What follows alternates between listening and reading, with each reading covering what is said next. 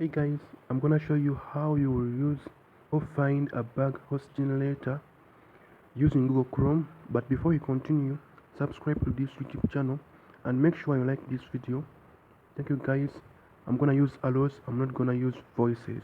Thank you. I'm opening my Google Chrome, rotating my phone.